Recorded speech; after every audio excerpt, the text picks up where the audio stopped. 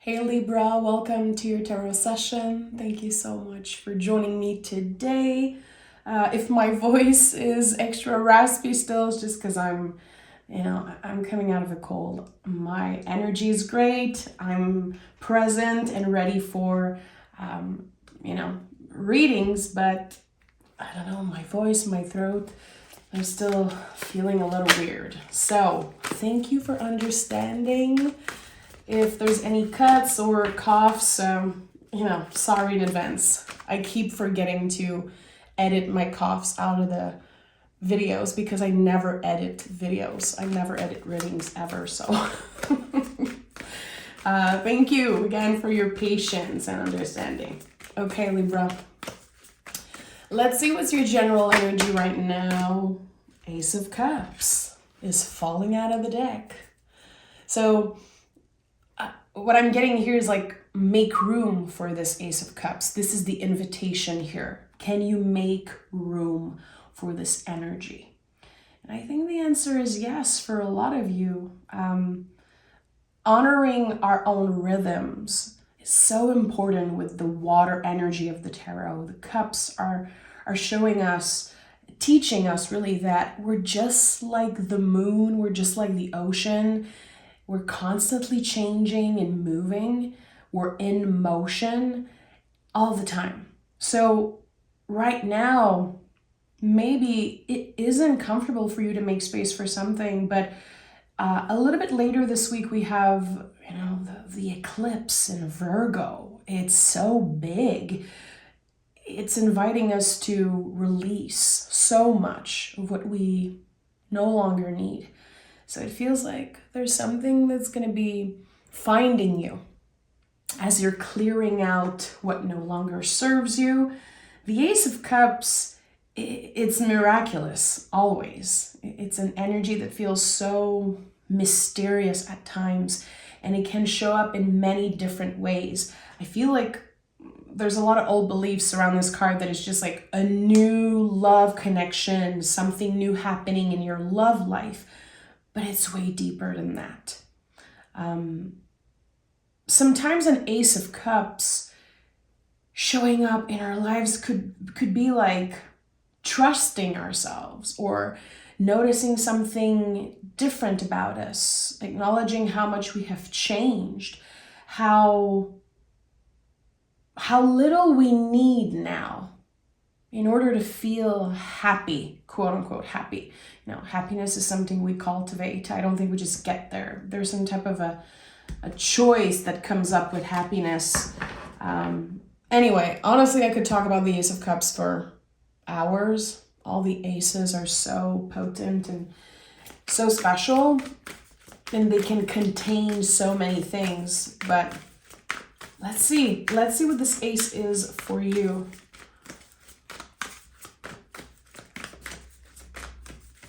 Libra. Yeah, make room, make space for this. I keep hearing that. Okay. Yeah, okay. Interesting. So I just mentioned the eclipse in Virgo, and you're the first person I mentioned this to. Because, I'm not an astrologer. I try to not focus too much on the astrology, but it seems like clearly with this Ten of Pentacles, you're clearing out an old belief. Maybe this is connected to perfectionism for you. How perfectionism really is just finding the negative in everything. And for Libras to find balance, and for anyone really to find balance, we need to look at both sides. We need to open ourselves to multiple truths. And I think this is what you're doing. So you're letting go of some type of old belief that something is the way it is and there's no other way. You're disconnecting from that, really letting go of the grip to control the situation, or maybe to even control the narrative around something. You're open. You're free from a very heavy past energy. 10 of Pentacles to me a lot of the times is connected to our ancestors, the things that we inherit from our caretakers and their caretakers and the ones before that and the ones before that. So I said this when I was, channeling the energy of the Ace of Cups. It feels like you don't need as much now to be happy. What does this mean for you, Libra? Because it's coming up very strongly for me here.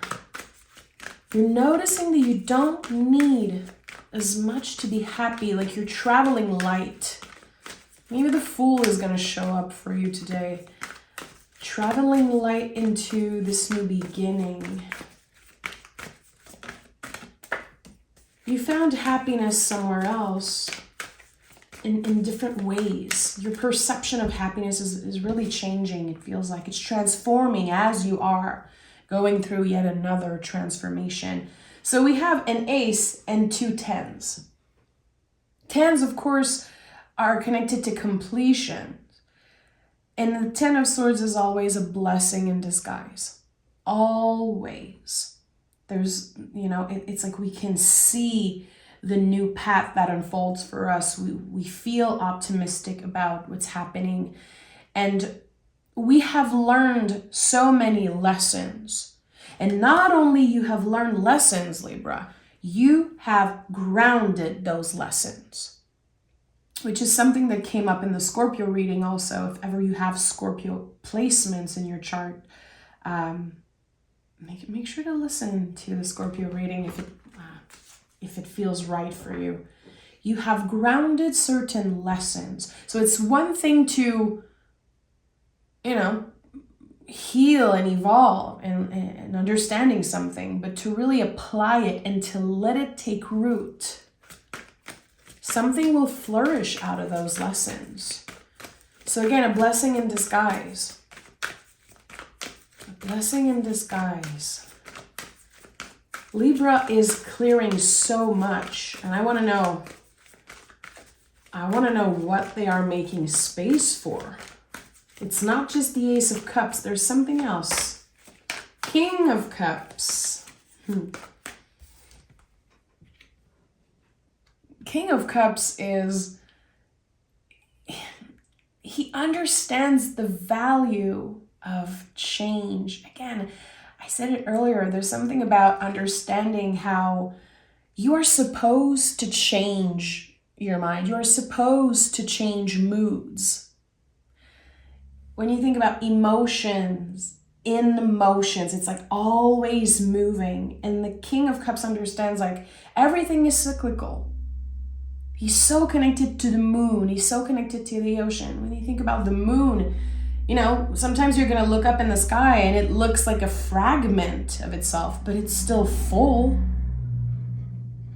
And I think that regardless of what you are letting go, regardless of what you have quote unquote lost in the past, you still feel complete. Again, you don't need as much as you once needed to feel whole, to show up as the most honest and truest version of yourself. And I absolutely love to see that for you, Libra. King of Cups, baby. Like, not only you have the cup itself, you have the king holding it, so you know exactly what to do. You are making space for this Ace of Cups. You have grounded the lessons. And now you're ready to flow with whatever wants to find you. You're not obsessing over trying to predict what's coming or trying to control. You're letting go of control. And that means you are in a receptive state. You are embodying your Venus-ruled energy with, a beautiful open heart. Venus teaches us how to be receptive, how to receive. And in order to live this Ace of Cups, in order to be able to hold it and let it be part of you in your life, you need to learn to receive. And I think that's what you've been doing. Maybe unconsciously. Maybe consciously. I don't know. Everyone's different. Okay, I have 3 cards. So we have the High Priestess. Listen, I just talked about the moon. Love this. Okay, I'll come back to the High Priestess in a second. At the heart of your reading, you have the Page of Wands and then the Ace of Wands. So again, the sense of, a court card holding its tool in a way. You have it 2 times. So it's not just a fantasy. It's not just that, again, you're expecting something. You are living this miracle. I think it already started, but beginning on, next Thursday, as I'm recording this, it's next Thursday, the eclipse in Virgo, I think this is going to be a very specific, clear-cut moment for you. You will remember this day. It's like there's a miracle here. You made room for it, and now you're about to live this miracle. This is the way I'm getting this. So the High Priestess. Okay. High Priestess, she holds the mysteries of life in her hands. She's very grounded. I think it's a misconception of High Priestess. Like, people really see her as this, yes, intuitive, magical being, but she's deeply rooted. She's present, and she's always protected. This, to me, will always be a card of protection, because on the traditional version, there's always 2 pillars, and she stands between that. She's protected, but there's no walls built around her. It's like clear boundaries that she's maintaining. So I do feel like in the past you have struggled with boundaries. There could have been like moments where you had to cut people out of your life. And maybe there was shame around that. Maybe there were like uncomfortable things or things left unsaid, and it created some type of heaviness here. I think that you needed to practice that. You needed to learn a lot about boundaries, maintaining them, and also embodying them.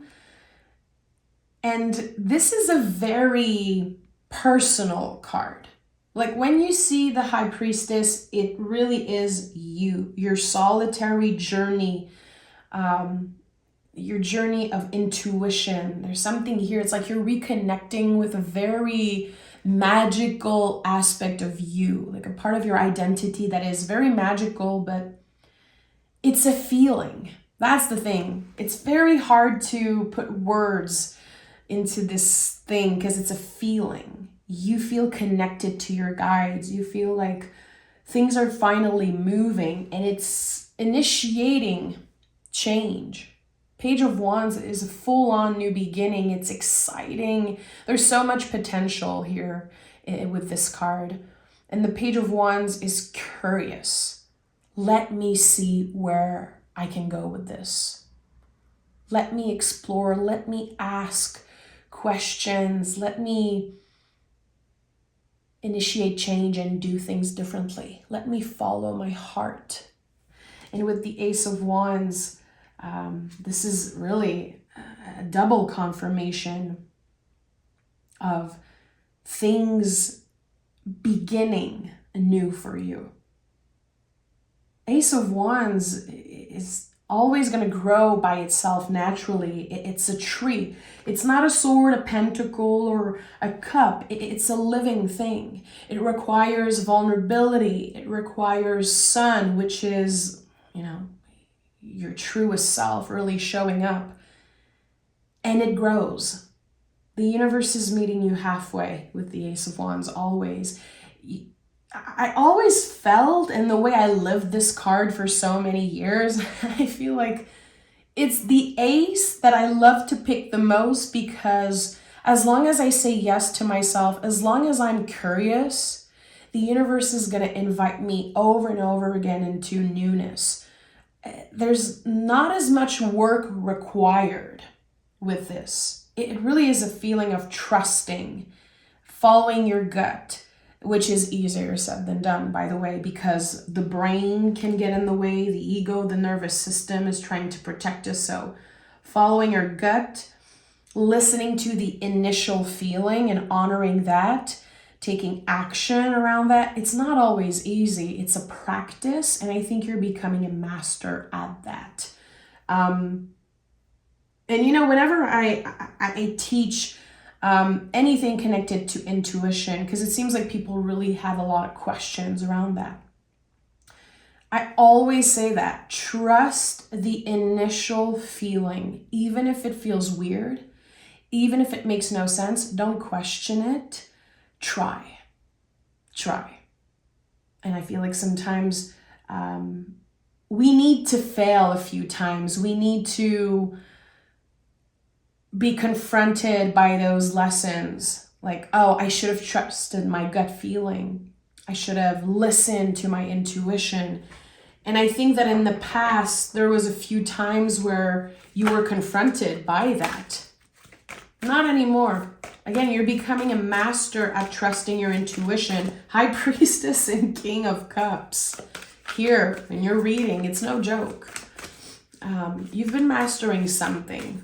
I don't know what it is exactly for you, but you are on the right track. This is just the beginning, clearly, of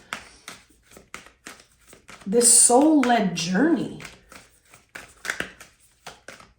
Yeah, you're really letting go of perfectionism. I don't think it's paying off in any way for you, and you're realizing it. Wheel of Fortune, my friend. So the wheel is turning in your favor always. The wheel is a reminder that the universe is always working for us, especially when we feel stuck.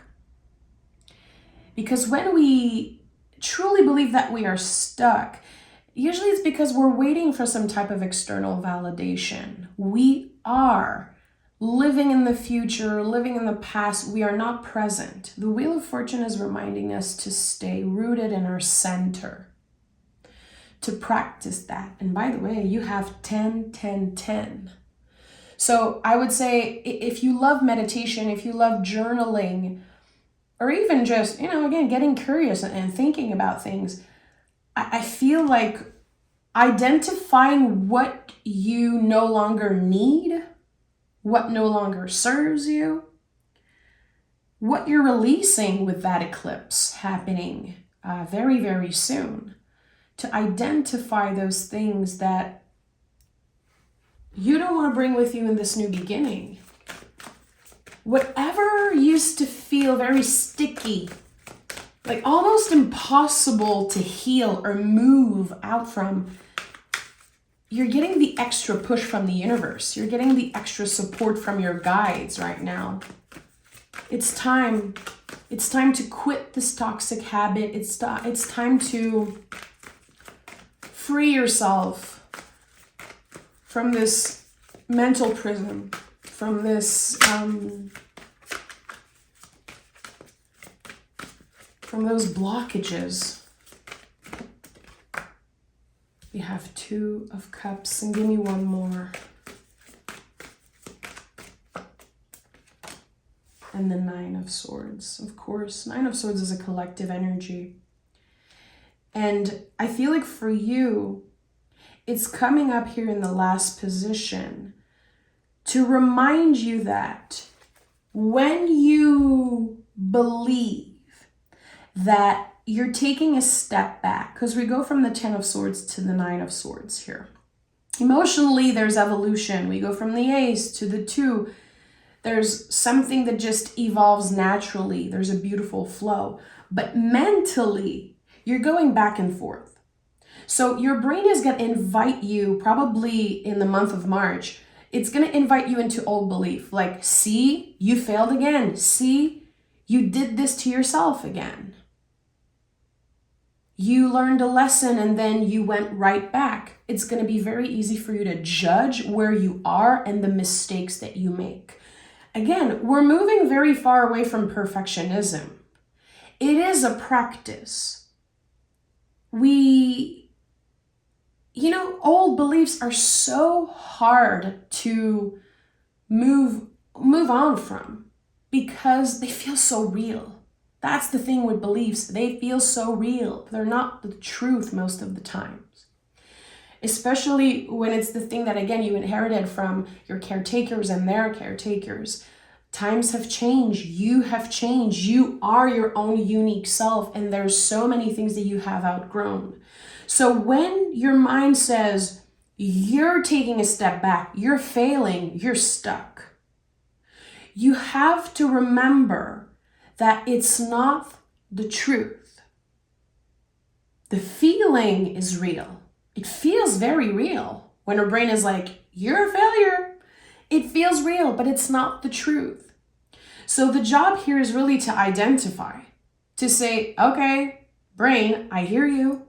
You're inviting me into judgment, self-judgment. I don't need this today. Thank you for, thank you for the check-in. I'm not in for it today. It really is about finding those ways to talk to your brain, to talk to yourself. I think, when I say it's a practice, this is one of the things that I love to practice, like talking to myself out loud. It works, my friend. And you're a Libra. Like, it makes so much sense for you to just talk to yourself out loud and say, not today, baby. Like, it's not happening. So find those little tricks. And with the Two of Cups here, I kind of, jumped. The Two of Cups really is when that seed of self-love, that Ace of Cups, it grows, it expands. So in the Two of Cups, I always said that this card was like the soulmate in the mirror. We are able to see our own beauty. We are able to celebrate all the beautiful things, all the layers of healing and evolution. We're recognizing something within ourselves. And also, a lot of the times, there's another person recognizing that. Hey, Libra, you have changed so beautifully. Hey, Libra, you seem like a different person. This is something that you could be hearing from someone that you actually care about. And also there's an element of surprise. It's like, again, curiosity and something mysterious. So yeah, the Two of Cups sometimes really can mean meeting someone unexpectedly, having a meaningful, deep conversation with a stranger, and you feel like you're being recognized. It can lead to romance, it can lead to friendship, and sometimes it leads to nothing. And that's okay. But it matters. It matters. To be recognized, it feels good. It's not just about the validation, it really is about feeling seen and feeling less alone. Because you, again, with the High Priestess, this tells me as a reader that maybe you have been feeling alone.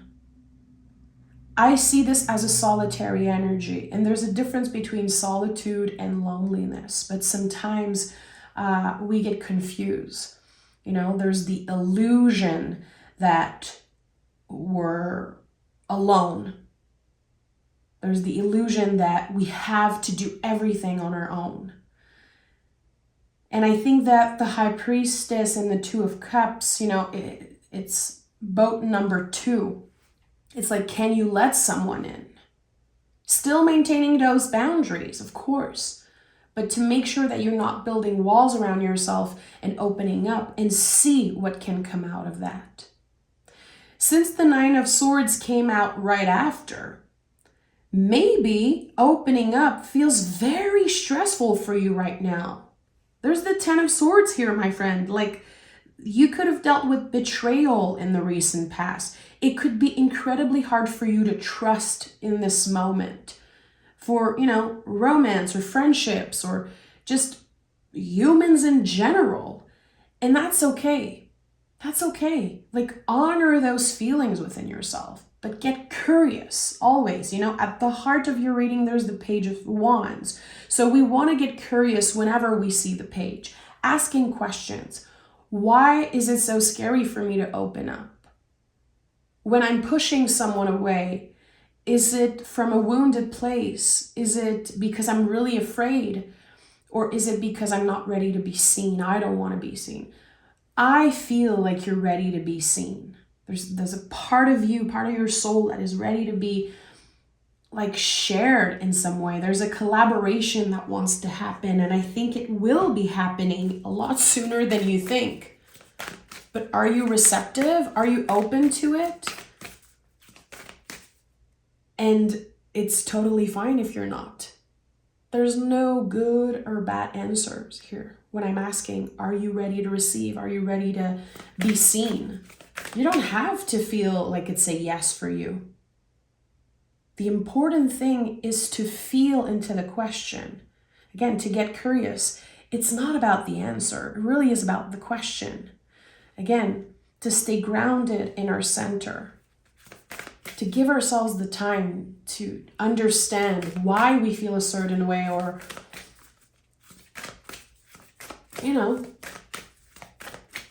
why we were ready or not to do a certain thing. And I've been feeling that. I think I shared this in the mystery reading, the last one I posted. We have to stop obsessing over needing the answer. I think it's time that we ask different questions, especially when it comes to the tarot. Okay.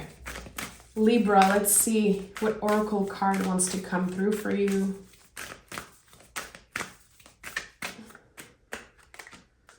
"13. I love this card. This is the witch's number. When I say this card, I think a lot about perception, because a lot of folks are scared of number 13, but actually it comes from very old beliefs. It comes from old systems that were in place way before we were born. People wanted to make us believe that 13 was unlucky. Divine feminine, step into your power. And divine feminine is not a gender. It really is an energy. And again, it's about receptivity. So number 13 could be a sign or a synchronicity that you see a lot, connected to, again, this invitation to receive, this Ace of Wands, this Ace of Cups also. Give yourself the time that you need, really. And also 13 in numerology, it also means 4. So number 4 or 444 could be something that you see repetitively and you're like, what does it mean? 444 is a number that speaks of boundaries always, but it's like our foundations. Again, are you grounding the lessons? Are you deeply rooted? Are you present? Are you noticing that your brain, your nervous system is always time traveling, obsessing over the future, obsessing over the past? Can you call it back into presence? There's so much here. And the more present you are, the more receptive you are, Libra. So I'm excited for you. Open your heart, welcome those miracles, make room for them if it's a yes for you, because I think you're going to be pleasantly surprised with what the universe has in store for you. Take care, Libra. Thank you for being here. Thank you for your magic, and I'll talk to you guys next week. Bye.